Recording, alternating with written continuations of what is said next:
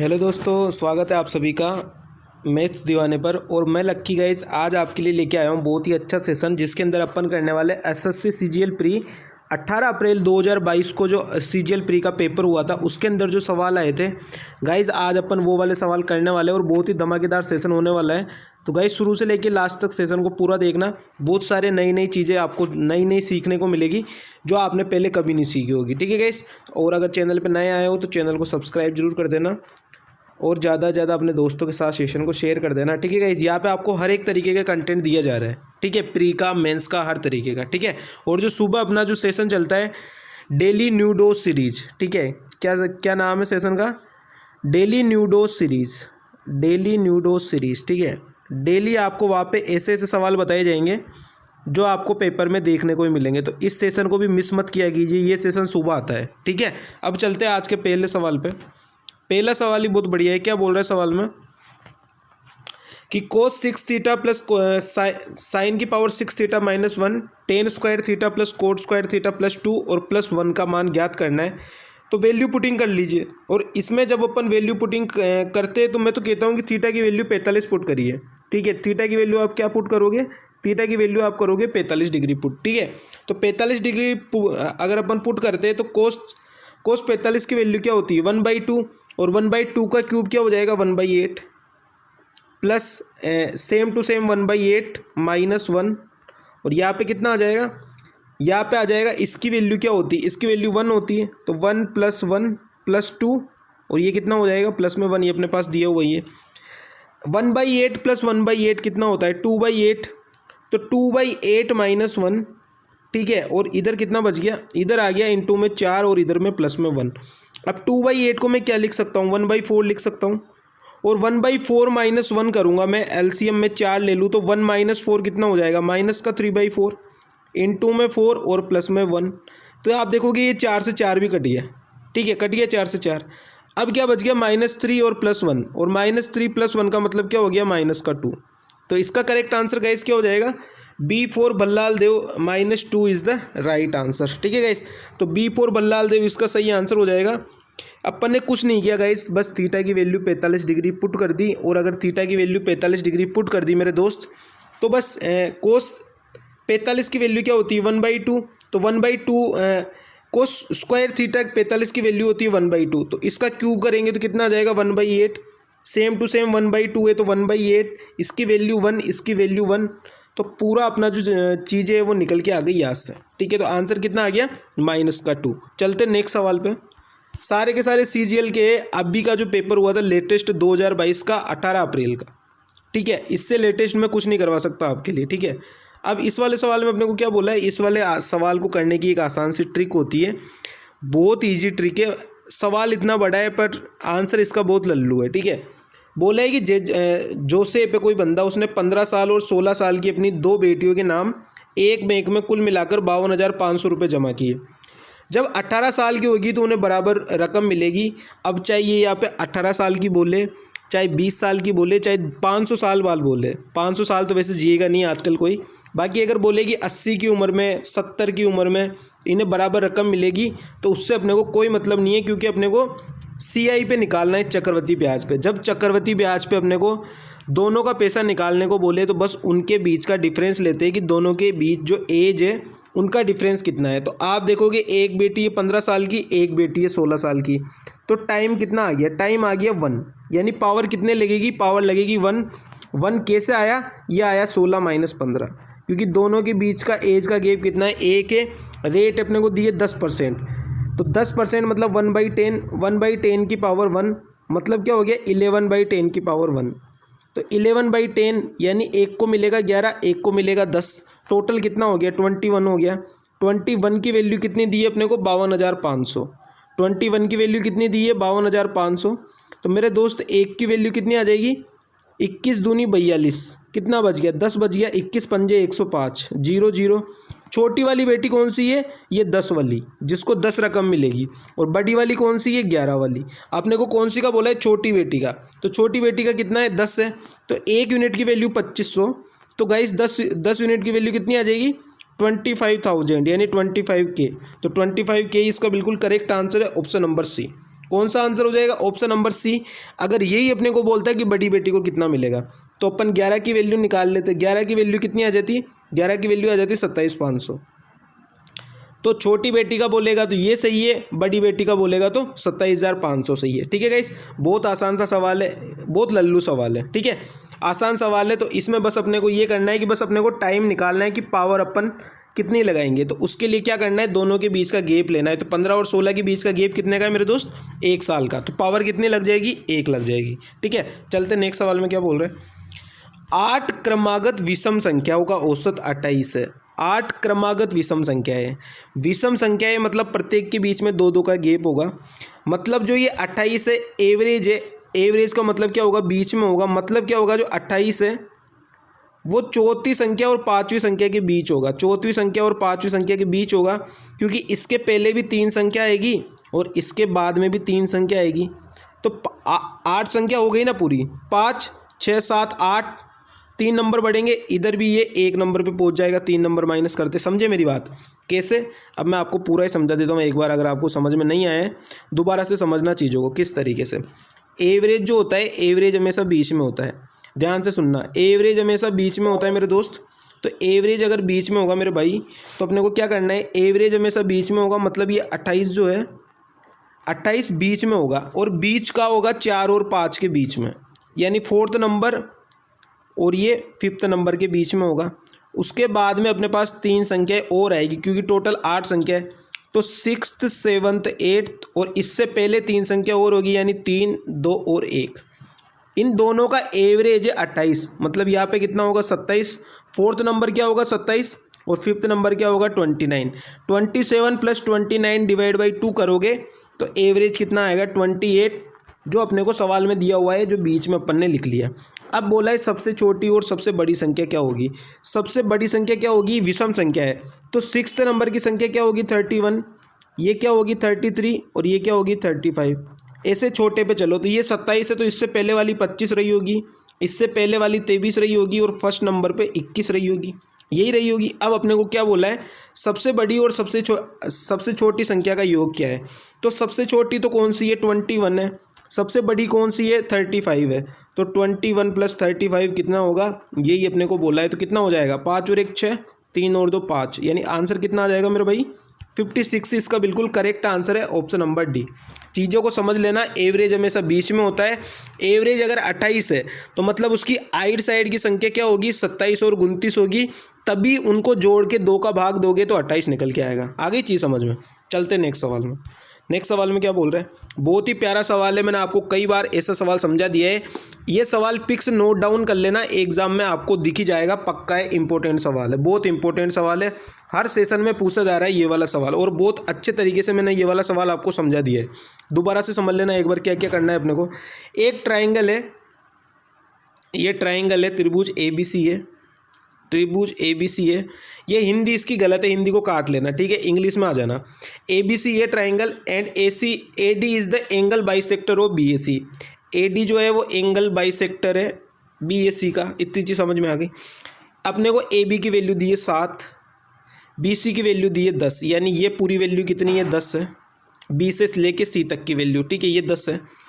और अपने को क्या दिया है? AC 8 है, तो AC की वैल्यू 8 है, ठीक है। अब जो इनकी साइड का रेशियो होगा ना, उसी रेशियो में ये अंदर वाला बटेगा 7:8 में। किस में बटेगा? 7:8 में बटेगा। ये प्रॉपर्टी मैंने पहले भी आपको समझाई है। मतलब इस टोटल 15 रेशियो की वैल्यू कितनी दी है? 10 दी है। मतलब टोटल 15 रेशियो की वैल्यू कितनी आ गई? 10 निकल के आ गई। अपने को क्या निकालना है? BC निकालना है अपने को।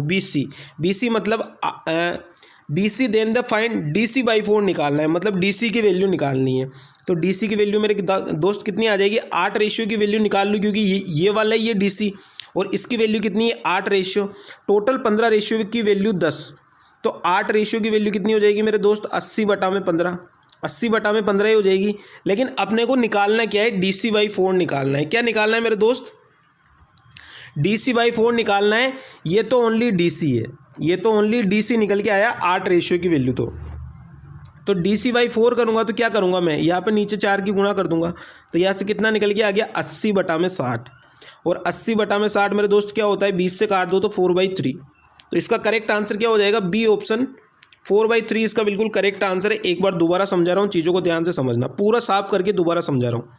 इतना बढ़िया समझाने वाला आपको कोई नहीं मिलेगा जो एक एक चीज़ को इतना बिल्कुल अच्छे से समझा जाए आपको, ठीक है। अब इसमें अपने को क्या बोला है वो अपन ध्यान से देख लेंगे एक बार और, दोबारा मैं आपको करके बता रहा हूँ। छोटी छोटी चीज़ें है ये जो आपको सीखनी है। अपने को बोला है कि एक त्रिभुज ABC है, तो ये त्रिभुज मैंने बना लिया कि भाई ये A है, ये B है, ये C है। एक D जो है वो एंगल बाइसेक्टर है BAC का, ये मैंने बना लिया। ये अपने को दिया है ये AB जो है वो 7 है, तो AB 7 है, AC 8 है और BC टोटल 10 है। इसकी लंबाई टोटल कितनी आ गई मेरे दोस्त? 10 आ गई। अब जो ये साइड का रेशियो होगा ना, वही रेशियो इसके अंदर जो ट्राइंगल बनेगा उन दोनों का होगा, यानी 7:8 हो गया। टोटल 15 की वैल्यू अपने को कितनी दी है मेरे दोस्त? 10 दी है। अपने को निकालना क्या है? DC/4। तो DC कितना निकल के आएगा मेरे दोस्त? 8 की वैल्यू निकालनी है। DC तो ये वाला ही है, तो 8 की वैल्यू कितनी आ जाएगी? 80/15। लेकिन अपने को क्या निकालना है? ये तो DC आया, अपने को DC/4 निकालना है। DC/4 निकालना है, तो यहाँ पे कितना आ जाएगा? 80/15 और 4 का भाग दे दूं मैं, तो ये कितना निकल के आ जाएगा? आप देखोगे 80/60 यानी 4/3। तो इसका करेक्ट आंसर मेरे दोस्त कितना हो जाएगा? 4/3 इसका बिल्कुल करेक्ट आंसर है, ठीक है। आई थिंक चीज़ें समझ में आ गई होगी आपको अच्छे से। मैं समझा के जाऊँगा, चाहे समझ में आए नहीं आए, मैं समझा के जाऊँगा, पूरी दिमाग में बिठा के जाऊँगा, ठीक है। या तो आज आपको चीज़ें समझ में आएगी या फिर मैं पढ़ाऊँगा ही नहीं, ठीक है। 4 अंकों की सबसे बड़ी संख्या कौन सी है? 6, 7, 8 से विभाजित करने पर 4, 5, 6 शेषफल देती है। अब आप देखोगे अंतर कितने का है? 6 में और 4 में 2 का, 5 में और 7 में 2 का, 8 में और 6 में 2 का, यानी लास्ट में जो 2 बचेगी उसको माइनस करना है। सबसे पहले 6, 7, 8 का LCM लेना है। तो 6, 7, 8 का LCM मेरे दोस्त क्या होता है? 6, 7, 8 का LCM क्या होता है? ये मैंने आपको सिखा रखा है। इनका LCM क्या होगा? इनका LCM होगा मेरे भाई, जो सबसे बड़ा नंबर है उसको LCM मान लो। तो सबसे बड़ा नंबर कौन है? 8 है, तो 8 को मान लो LCM। अब ये देखो कि क्या 6 से 8 कटता है क्या? 6 मिलकर बना होता है 3 गुणा 2 से, और 8 मिलकर बना होता है 4 गुणा 2 से। तो 2 तो है 8 में, लेकिन 3 नहीं है, तो मैंने 3 की गुणा कर दी। अब क्या ये 7 से कटता है क्या? तो 7 तो इसमें बिल्कुल है ही नहीं, मतलब गुणा कर दो 7 की, तो यहाँ से LCM कितना आ गया? 8 3 24 और 24 7 है 168 आ गया मेरे भाई। तो ये आ गया इसका LCM। अब अपने को 4 अंकों की सबसे बड़ी संख्या देखनी है। तो 4 अंकों की सबसे बड़ी संख्या मेरे दोस्त क्या है? 9999 है। ये मैं पूरा प्रोसेस बता रहा हूँ आपको, कर तो ऑप्शन से भी सकते हो। 168 का भाग दे दो। अगर आप 168 का भाग दोगे तो कितनी बार भाग जाएगा? ये भाग जाएगा 5 बार। कितनी बार जाएगा? 5 बार जाएगा, तो 840 आएगा। 840 आप माइनस करो, कितना बच जाएगा? 9, 5 और 1। अब मैडम ने क्या सिखाया था आपको बचपन में कि ये ऊपर वाली संख्या को नीचे उतार लो, तो कितना बन गया? 1599। 1599 मेरे को पता है 10 बार में तो 1680 आ जाएगा, यानी 9 बार पूरा भाग जाएगा, मतलब 1512 आ गया। 1512 में माइनस करूंगा तो मेरे दोस्त कितना आएगा? 7 और 8 यानी 87 बचेगा। यानी अपने को क्या करना है? ये तो नंबर था ही सबसे बड़ा, 87 रिमाइंडर छोड़ के दे रहा है, तो उसको माइनस कर देंगे। तो 9999 माइनस 87 और माइनस का 2। ये माइनस का 2 कहाँ से आया? क्योंकि संख्या के बीच में डिफरेंस कितने का था? 2 का था, तो ये रिमाइंडर बच रहा था, तो इसको भी माइनस करना पड़ेगा। तो यहाँ से मेरे दोस्त कितना आएगा? 87 89 माइनस करूँगा तो 9910 आएगा, और ये इसका बिल्कुल करेक्ट आंसर है 9910। आप चाहो तो किस तरीके से कर सकते हो? 6, 7, 8 का अपने को भाग देना है और 4, 5, 6 शेषफल बचना चाहिए। तो आप अलग अलग संख्या में बाई ऑप्शन भाग भी दे सकते हो। बाकी ये पूरा तरीका है, ऑप्शन से दे लो, मेरे हिसाब से तो बेस्ट यही है। बाकी आपको पूरा समझना है तो मैंने ये पूरी स्टेप समझा दी आपको, ठीक है मेरे दोस्त। चलते नेक्स्ट सवाल में। सारे के सारे CGL के सवाल है, बढ़िया सवाल है। क्या बोला है? P और Q के लाभ का अनुपात इतना है, निवेश का अनुपात इतना है, उनकी टाइम का रेशियो दिया है, तो निवेश का रेशियो निकालना है। अब आपको एक चीज़ पता होगी कि प्रॉफिट बराबर क्या होता है? प्रॉफिट बराबर होता है टाइम गुणा में इन्वेस्टमेंट। टाइम गुणा में इन्वेस्टमेंट। अपने को इन्वेस्टमेंट निकालना है, तो इन्वेस्टमेंट अगर निकालेंगे तो क्या हो जाएगा? प्रॉफिट अपॉन में टाइम हो जाएगा। प्रॉफिट अपॉन में टाइम हो जाएगा, तो बस इसका रेशियो रख दो क्वेश्चन में से उठा के। P का रेशियो कितना है? प्रॉफिट का रेशियो कितना है? P का 5 है, तो ये 5 डिवाइड बाई टाइम कितना है? P का 3 है, तो ये 3 रख दिया रेशियो में। दूसरे वाले Q का प्रॉफिट कितना है? 8 है, और इसका टाइम कितना है? 5 है, तो ये मैंने 5 रख दिया। अब गुणा करा दो, क्रॉस मल्टीप्लाई। तो कितना आ जाएगा 25 और इसका कितना आ जाएगा 24। ये पी और क्यू का रेशियो निकल के आ गया। तो अपने को पूछा भी यही है, तो आंसर कितना हो जाएगा 25 रेशियो में 24। D option is the right answer. D option इसका बिल्कुल सही आंसर है। ठीक है, तो ये इस तरीके से इन सवालों को करते हैं। बस एक चीज़ आपको याद रखनी है, प्रॉफिट बराबर टाइम इनटू में इन्वेस्टमेंट।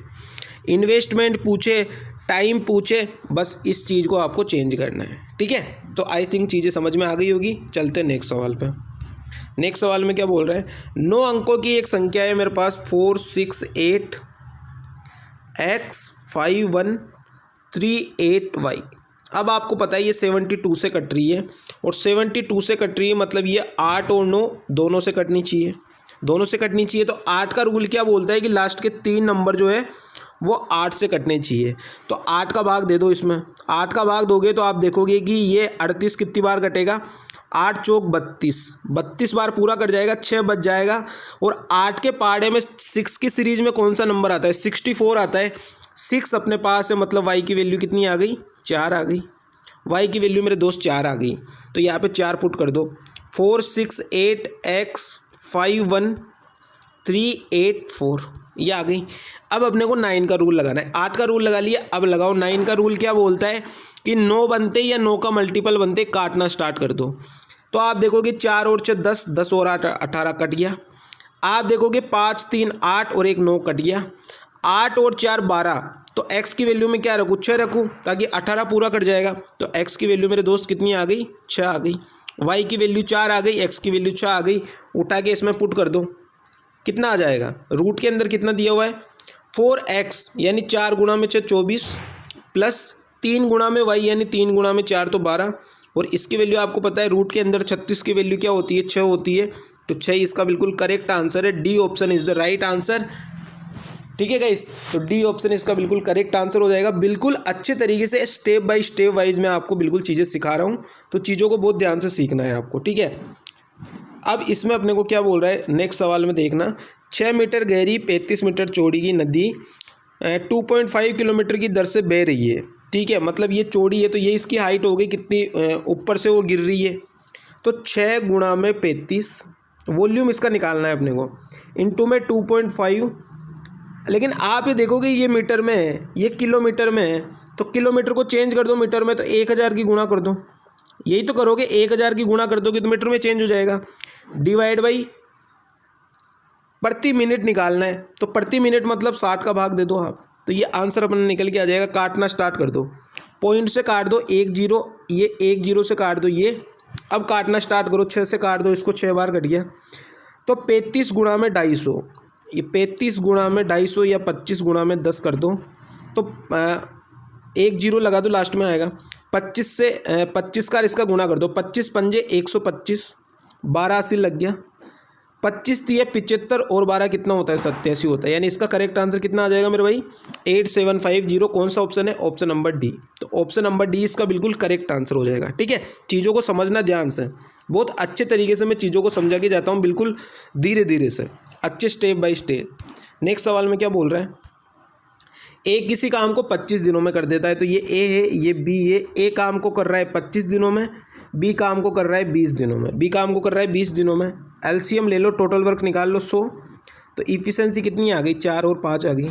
अब क्या बोला है, उन्होंने एक साथ काम शुरू किया, लेकिन 4 दिन बाद बी ने काम छोड़ दिया। तो 4 दिन तक दोनों ने साथ काम किया, तो इफिशिएंसी कितनी है, 4 और 5 9। इन्होंने 4 दिन तक काम किया तो 36 काम कर दिया। अब कितना काम बचा, 100 माइनस 36 यानी 64 काम बचा। अब 64 काम को ए को अकेले से करवाना है। ए की इफिशिएंसी कितनी है, 4 है, 4 का भाग दे दो, यानी कितने दिन लगाएगा, 16 दिन। तो 16 दिन तो यहाँ लग रहे हैं और 4 दिन यहाँ लग रहे हैं, तो टोटल दिन कितने आएंगे। टोटल काम पूछा है अपने को, तो टोटल कितना हो जाएगा, 16 प्लस में 4 यानी 20 डेज में पूरा काम हो जाएगा। आंसर कितना आ जाएगा, बी ऑप्शन 20 डेज इसका बिल्कुल करेक्ट आंसर है। बी ऑप्शन, भाभी जी घर पर है, बिल्कुल इसका सही आंसर है। ठीक है, चलते नेक्स्ट सवाल में। नेक्स्ट सवाल में क्या बोल रहे हैं, अच्छा सवाल है नेक्स्ट वाला। ए और बी के क्रम मूल्य का रेशियो 4:5 है। ये 4:5 आ गया। इन वस्तुओं को बेचने पर ए को 10% का लाभ होता है। तो ए को 10% का लाभ होगा, मतलब 4.4 में वो चीज़ बेचेगा, 4.4 हो जाएगा इसका एसपी। सीपी 4 है तो 10% का लाभ मतलब 4.4 हो गया। बी को 20% लाभ यानी 120 गुणा में 5/100 यानी 6 इसका आ गया। क्या बोला है, दोनों के विक्रय मूल्य का अंतर 480 रुपये। विक्रय मूल्य का अंतर कितना है मेरे दोस्त, 1.6 है। इसकी वैल्यू कितनी दी है, 480 दी है। तो एक की वैल्यू कितनी आ जाएगी मेरे दोस्त, 300 आ जाएगी। अब अपने को क्या निकालना है, दोनों वस्तुओं के क्रय मूल्य का 30%। CP यही था, ये SP था। CP ये टोटल मिला के 9, तो 9 का 30% क्या हो जाएगा मेरे दोस्त, 9 का 30% कितना हो जाएगा, 2.7 हो जाएगा। तो अपने को 2.7 की वैल्यू निकालनी है। एक की वैल्यू 300, तो 2.7 की वैल्यू कितनी आ जाएगी, 27 थी 81 यानी 810। तो 810 इसका बिल्कुल करेक्ट आंसर है, ऑप्शन नंबर डी। इस तरीके से आपको जल्दी जल्दी सवालों को करना है एग्जाम में, ठीक है। अब चलते हैं नेक्स्ट वाले सवाल में। क्या बोल रहे हैं, नेक्स्ट सवाल में बोल रहे हैं कि एक धनात्मक संख्या k को उसके 30% से गुणा किया जाता है तो प्राप्त संख्या k से 170% अधिक, यानी कोई भी संख्या 100 होती है तो 170% अधिक यानी 270, और इसको अपन 30 से काटेंगे तो कितना बचेगा, 9 बचेगा। तो आंसर इसका क्या आ जाएगा, ऑप्शन नंबर ए 9 इसका बिल्कुल करेक्ट आंसर है। के की वैल्यू क्या आ जाएगी, 9 आ जाएगी, ठीक है। चलते नेक्स्ट सवाल में। इस सवाल में तो कुछ था ही नहीं, माँ लल्लू सवाल था। नेक्स्ट सवाल में क्या बोल रहा है, बहुत ही प्यारा सवाल है, ध्यान से चीज़ों को समझना, किस तरीके से अप्रोच करेंगे, क्या करेंगे, ठीक है। अपने को दिया है एक ट्राइंगल, एक सर्किल है अपने पास, ए बी केंद्र वाले वृत्त की जीवा जो है ओ वृत्त की जीवा है, ठीक है। तो अपन ये बना लेते हैं, एक सर्किल बना लेते हैं, एक प्यारा सा सर्किल, ठीक है। तो ये एक मैं प्यारा सा सर्किल बना लेता हूँ वाइट कलर में, ठीक है। ये अपने पास एक प्यारा सा सर्किल बन गया वाइट कलर का, ठीक है। अब अपने को जो बोला है वो ओपन कर देते हैं। अपने को बोला है कि ए बी केंद्र ओ वाले वृत्त की जीवा है, तो ये कोई जीवा है ए बी, ठीक है। तो ये मैं एक जीवा बना लेता हूँ कि ये ए बी एक जीवा है अपने पास, ये ए और बी एक जीवा है, ठीक है। ये ए है, एक सेकेंड रुको, इसको थोड़ा अंदर लिख लेता हूँ मैं ए को ना, ये ए है, ये बी है, ठीक है। फिर क्या बोला है, पी ए क्यू बिंदु ए पर स्पर्श रेखा है, मतलब पी ए क्यू कोई बिंदु होगा उस पर स्पर्श रेखा होगी, तो ये पी, ये ए और ये कोई क्यू होगा, ठीक है। इतनी चीज़ समझ में आ गई, ये क्यू है, ये पी है, इतनी चीज़ समझ में आ गई। अब अपने को क्या बोला है, यदि बी ए क्यू 70 डिग्री है, ठीक है, और आर जो है वो लघु चाप है ए बी पर, मतलब यहाँ पर कोई आर नाम का बिंदु होगा, लघु चाप उसका, तो ये आर नाम का कोई पॉइंट होगा। अब अपने को क्या दिया है, बी ए क्यू 70 डिग्री है, बी ए क्यू 70 डिग्री है, ठीक है। ये क्यू था तो ये कितना डिग्री था, 70 डिग्री था, ये 70 डिग्री है मेरे दोस्त, ठीक है। अब अपने को क्या निकालना है, ए आर भी निकालना है। ए आर भी निकालना है, मैं कलर चेंज कर लेता हूँ, ये ए, ये आर और ये बी, ठीक है। इतनी चीज़ समझ लेना, इसको मैं ध्यान से बना देता हूँ थोड़ा और, ए आर बी। अब यहाँ से आपको पता है ये वाला एंगल 70 डिग्री है, तो इसको मैं आगे बढ़ा दूँ, तो ये वाले एंगल को मैं अगर आगे बढ़ा दूँ और इसको यहाँ से मिला दूँ मैं, तो ये एंगल अगर 70 डिग्री है तो ये अल्टरनेट एंगल ये भी 70 डिग्री का हो जाएगा, ये भी 70 डिग्री का हो जाएगा। अल्टरनेट एंगल है ये दोनों के दोनों, 70-70। अब आपको पता है कि एक, अब ये चक्रीय चतुर्भुज बन रहा है, पूरा एक चक्रीय चतुर्भुज बन रहा है, इसको ए बी, इसको नाम दे दो सी। तो ये एक पूरा चक्रीय चतुर्भुज बन रहा है ए आर बी सी। क्या चक्रीय चतुर्भुज बन रहा है, मैं बना के दिखा देता हूँ, ए आर बी और सी। और चक्रीय चतुर्भुज के आमने सामने के कोणों का योग कितना होता है, 180 डिग्री होता है। मतलब अगर ये 70 डिग्री है तो ये वाला कितना हो जाएगा मेरे दोस्त, ये वाला हो जाएगा 110, यानी 110 डिग्री हो जाएगा, क्योंकि आमने सामने के कोणों का योग कितना होता है, 180 होता है। इसका करेक्ट आंसर क्या हो जाएगा, ऑप्शन नंबर ए 110 इसका बिल्कुल करेक्ट आंसर है। आओ कभी हवेली पे, ठीक है, ऑप्शन नंबर ए बिल्कुल इसका करेक्ट आंसर है। 70 डिग्री ये वाला सी था, तो आर कितना हो जाएगा, 110 हो जाएगा। अपने को पूछा ये ए आर बी, यानी आर की वैल्यू पूछी है, तो आर की वैल्यू कितनी हो जाएगी मेरे दोस्त, 110 हो जाएगी, ठीक है गाइस। तो चलते ही आज का अपना सेशन था, बताना मेरे को कैसा लगा आज का सेशन। एडवांस के सवाल में ज़्यादा लेके आता हूँ ताकि आपकी प्रैक्टिस ज़्यादा से ज़्यादा हो पाए। और जो सुबह मैं चला रहा हूँ ना डेली न्यू डोज सीरीज, इस वाले सेशन को डेली लिया करो, ये आपके एग्ज़ाम के पॉइंट ऑफ व्यू से बहुत अच्छी क्लास है, ठीक है। और चैनल पे नए आए हो तो सब्सक्राइब जरूर कर लेना, शेयर कर देना दोस्तों के साथ। Thank you so much, tata bye bye.